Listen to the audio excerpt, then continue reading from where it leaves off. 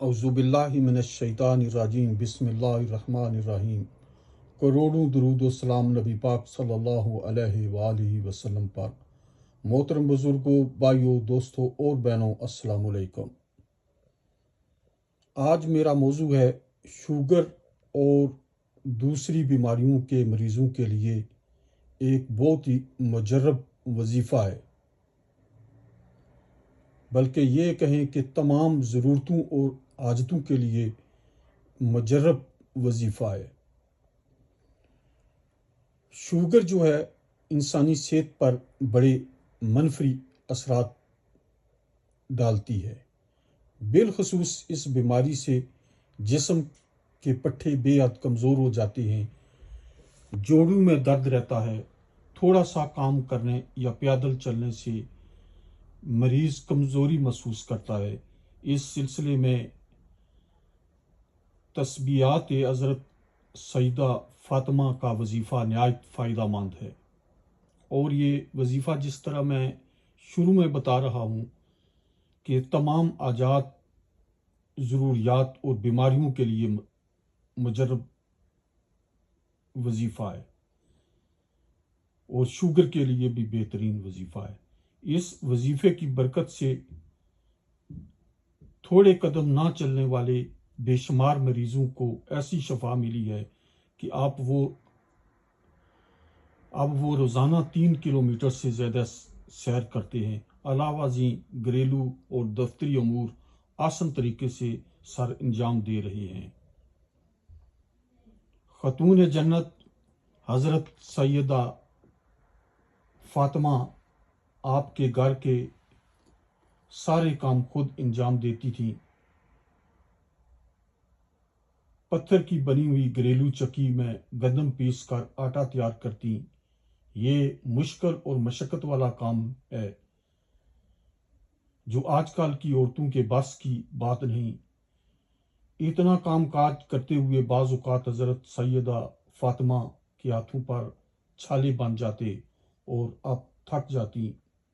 ایک دفعہ حضرت علی نے حضرت فاطمہ سے فرمایا کہ آپ حضور نبی کریم صلی اللہ علیہ وآلہ وسلم کی خدمت میں حاضر ہو کر ساری صورتحال بتا کر عرض کریں کہ انہیں گھر کے کام کاج کے لیے ایک خادمہ عنایت فرمائیں تاکہ وہ میرا ہاتھ بٹا سکے۔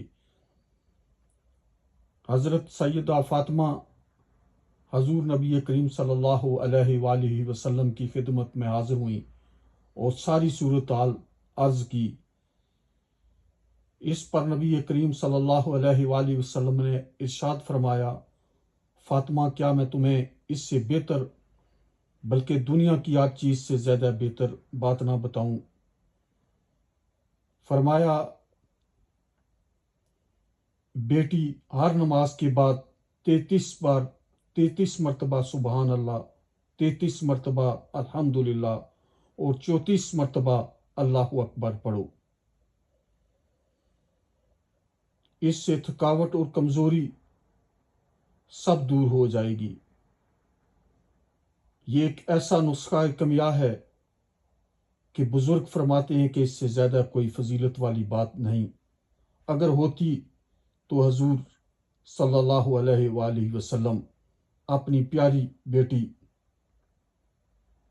اپنے جگر کے ٹکڑے کو حضرت فاطمہ کو ضرور بتاتے۔ اس وظیفے سے گناہوں کی معافی، رزق میں وسعت اور دنیا و آخرت میں بے شمار کامیابیاں نصیب ہوتی ہیں۔ تمام ضروریات اور حاجات انشاءاللہ اس کے ذریعے سے پوری ہوں گی۔ آپ یہ وظیفہ 5 وقت کی نماز کے بعد ضرور کریں۔ انشاءاللہ مشکلات، مصیبتیں اور بیماریاں انشاءاللہ دور ہوں گی۔ یہ ایک بہت ہی انمول وظیفہ ہے۔ اگر اس سے بہتر کوئی وظیفہ ہوتا تو نبی پاک صلی اللہ علیہ وآلہ وسلم اپنی پیاری بیٹی کو ضرور بتاتے۔ تو اسی پر میں آپ سے اجازت چاہتا ہوں۔